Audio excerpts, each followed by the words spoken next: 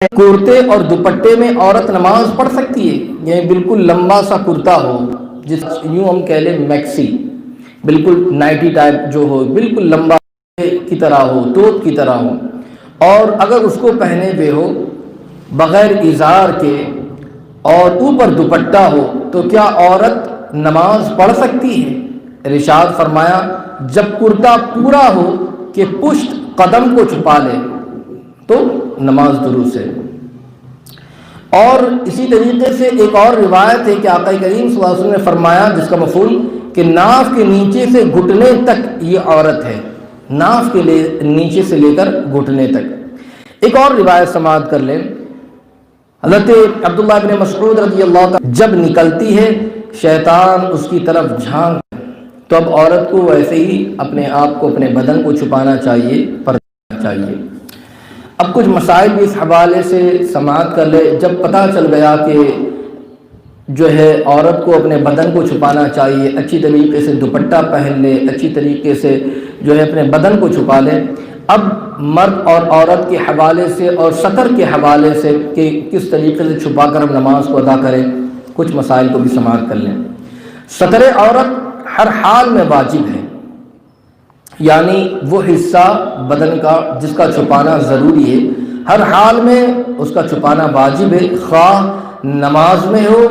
یا نماز کے باہر۔ یعنی نماز میں ہو تب بھی اس کا چھپانا ضروری ہے، نماز کے باہر ہے تب بھی اس کا چھپانا ضروری ہے۔ نماز کی جو شرط ہے سطر عورت، اب اس کا کوئی مطلب یہ نہ سمجھے کہ اس حصے کو نماز کے اندر چھپانا ہے، نماز کے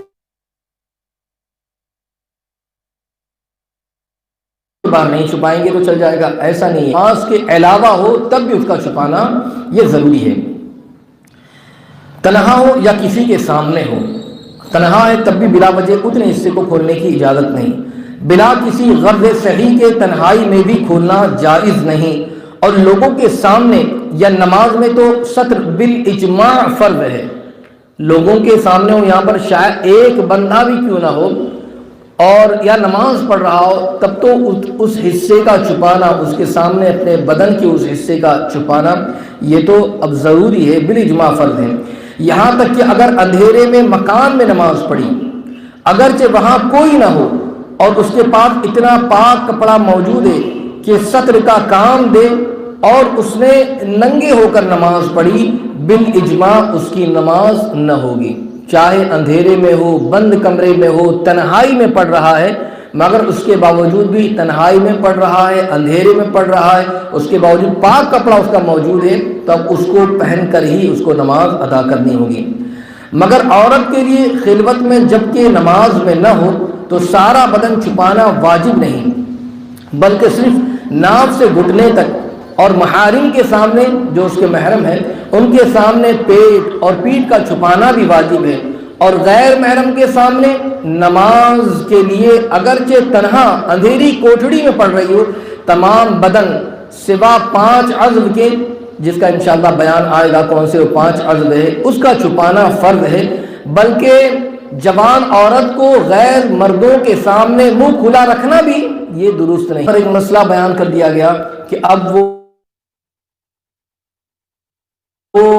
جو ہے پیٹ اور پیٹھ کو چھپا کر رکھے، تو جو عورتیں ساڑی وغیرہ پہنتی ہے، پیٹ کا حصہ یا پیٹھ کا حصہ کھلا رہتا ہے، یہ سوچتے ہیں کہ یہ تو بچہ ہے میرا، یہ میرا بھائی ہے، یہ میرا بیٹا ہے، تو یہ باپ ہے، اس کے سامنے کی کیا بات ہے، تو یہ یاد رکھے کہ ان کے سامنے بھی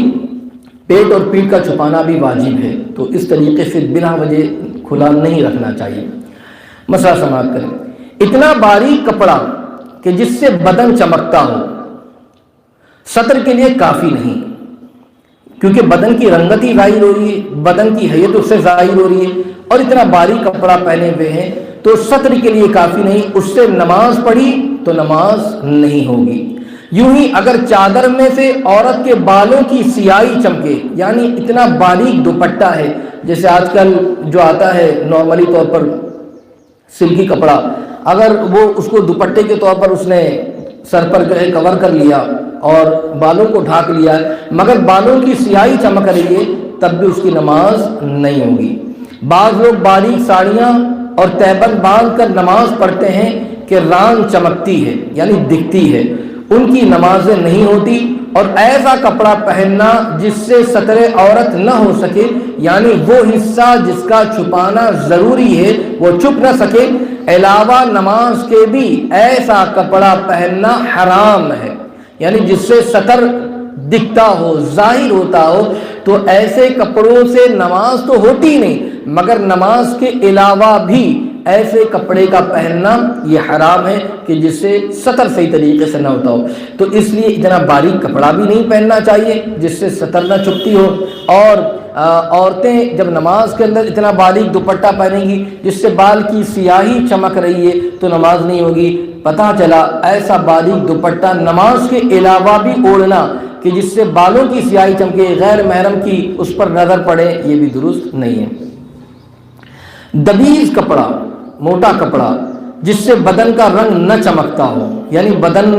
کی حیت اس کی معلوم نہیں ہوتی ہے، اچھا خاصا کپڑا ہے مگر بدن سے بالکل ایسا چپکا ہوا ہے کہ دیکھنے سے عضو کی حیت معلوم ہوتی ہے، اتنا چست ہے، اتنا ٹائٹ کپڑا ہے کہ جس سے ہے تو موٹا کپڑا مگر اتنا چپکا ہوا ہے کہ پورا بدن اس کا پتہ چلتا ہے کہ اس طریقے سے پہنے ہوئے، ایسے کپڑے سے نماز ہو جائے گی مگر اس عضو کی طرف دوسروں کو نگاہ کرنا یہ جائز نہیں ہے، اور ایسا کپڑا لوگوں کے سامنے پہننا بھی منع ہے، اور عورتوں کے لیے تو بدرجہ اولا ممانعت ہے۔ بعض عورتیں جو بہت چست پاجامہ پہنتی ہے اس مسئلے سے سبق لیں، جیسے آج کل لیگنگز وغیرہ، چوڑی دار جو بالکل پہنتی ہے تو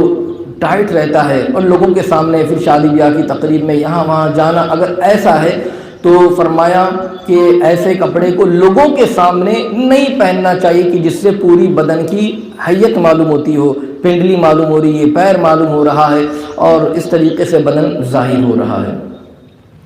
نماز میں ستر کے لیے پاک کپڑا ہونا ضروری ہے، یعنی اتنا نجس نہ ہو جس سے نماز نہ ہو سکے۔ تو اگر پاک کپڑے پر قدرت ہے اور ناپاک کپڑا پہن کر نماز پڑھی، نماز نہیں ہوئی۔ پاکی اور ناپاکی کا بیان مکمل آپ نے سماعت کر لیا ہے، تو پاک کپڑے پر ہی نماز ہوگی، ناپاک کپڑا پہن کر نماز پڑھا تو نماز نہیں ہوگی۔ ایک مسئلہ اور ہے کہ جو نماز پڑھ رہا ہے اس کے علم میں کپڑا ناپاک ہے، یعنی میں نماز پڑھ رہا ہوں، میں سوچا شاید یہ کپڑا جو پہن کر پڑھ رہا ہوں یہ کپڑا ناپاک ہے، اور اس میں نماز پڑھ لی، پھر معلوم ہوا ارے یہ جبہ نہیں تھا، وہ دوسرا والا کرتا تھا، وہ ناپاک تھا، یہ تو میرا پاک ہی تھا، تو اب نماز نہیں ہوئی، اس لیے کہ میں نے ناپاک سمجھ کر ہی اس کو نماز پڑھی ہے، تو اب وہ نماز کا دوبارہ پڑھنا ہوگا، اس نماز کا اعادہ کرنا ہوگا۔ تو اگر پاک کپڑا ہے مگر جو نماز پڑھ رہا ہے وہ نماز پڑھنے والا اس کپڑے کو ناپاک گمان کر پڑھ رہا ہے، تو یاد رکھ لیجیے اب اس کی نماز نہیں ہوگی، اگرچہ نماز کے بعد معلوم ہوا کہ وہ کپڑا پاک تھا۔ غیر نماز میں نجس کپڑا پہنا، یعنی نماز کے علاوہ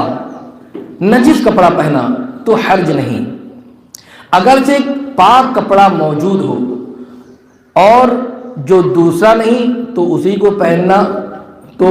پہننا واجب ہے۔ یہ اس وقت ہے کہ اس کی نجاست خشک ہو، یعنی جس کپڑے پر نجاست لگی ہوئی ہے وہ نجاست گیلی نہ ہو، وہ نجاست سوکھ چکی ہو، خشک ہو۔ اب یہ اس وقت ہے کہ اس کی نجاست خشک ہے اور چھوٹ کر بدن کو نہیں لگے، ورنہ ایسا کپڑا کہ ورنہ پاک کپڑا ہوتے ہوئے ایسا کپڑا پہننا یہ مطلقاً منع ہے کہ بلا وجہ بدن ناپاک کرنا ہے۔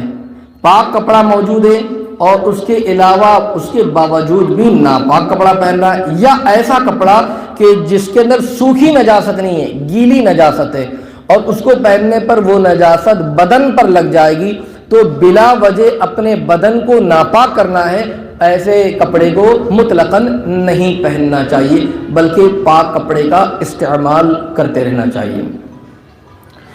تو یہ نماز کے حوالے، یہ کچھ سطر کے حوالے سے کہ کس طریقے سے اپنے سطر کو چھپائے رکھیں اور کس طریقے سے عورت کپڑا پہنے، مرد کپڑا پہنے، انشاءاللہ العظیم۔ اس کے علاوہ مرد کے لیے سطر عورت کہاں سے کہاں تک ہے، عورت کے لیے سطر عورت کہاں سے کہاں تک ہے، یعنی کہاں سے کہاں تک کہ اس کا چھپانا ضروری ہے، انشاءاللہ العظیم آئندہ ہفتے آپ اس کو سماعت کریں، اور انشاءاللہ العظیم اس پر عمل کرنے کے بعد جو ہے ہم کوشش کریں کہ ان تمام کے تمام مسائل کو جان لیں، سیکھ لیں، تاکہ نماز کے اندر اور نماز کے باہر بھی اس کا خیال رکھ سکے۔ اللہ تعالیٰ مجھے آپ کو سب کو عمل کی توفیق عطا فرمائے۔ السلام علیکم۔